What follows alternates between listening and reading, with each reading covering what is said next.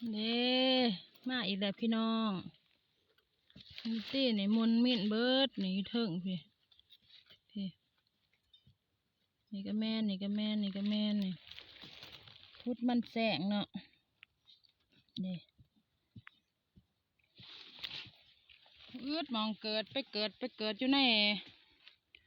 เอากกใหม่บางไงตี้นี่อันนี้ก็จะเป็นปลามัน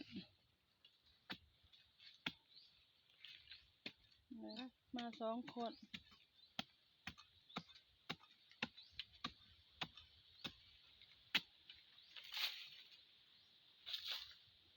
ปลาปอ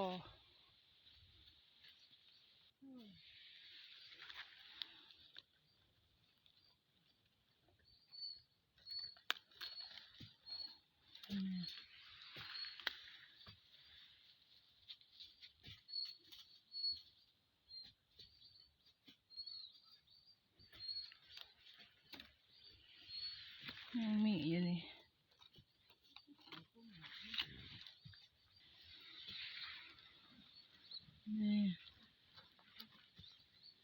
นี่เป็นติงไปหน่อยเนาะนี่ก็มันได้นี่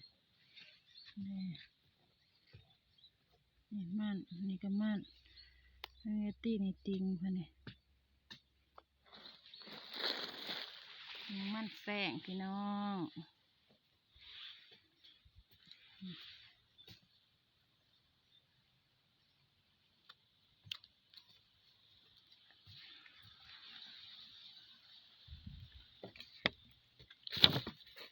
อันนี้จะเป็นเงาเดียวนั่นเนาะเงาพุดติงค่ะเงาเดียวได้นี่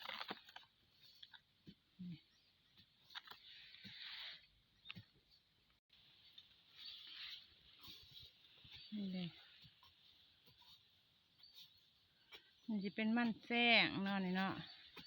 มันแซงซับหัวมันนัดก่อนซับจนว่ามน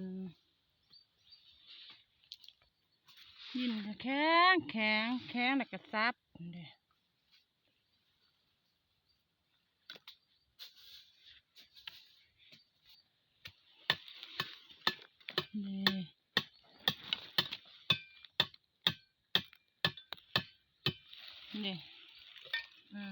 ใช่แต่ว่ามันเขียวงงโอ้สัตว์เดือม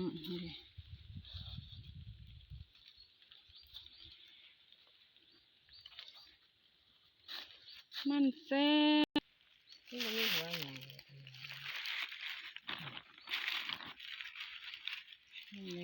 อันนี้มันแซงมันเกิดจากปลาเอาไปเกิดในบ้านเอาไปปลูกในบ้านนี่บ่เป็นหัวนี่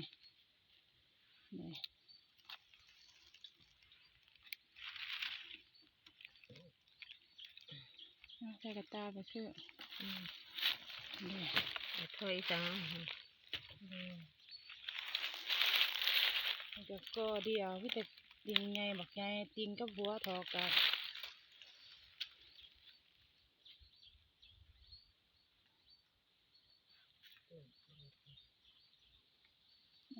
ได้จำนี้แล้วเนาะคลิปคุดมันเนาะผมมีเวียกผ้ามาหล่อหูปลา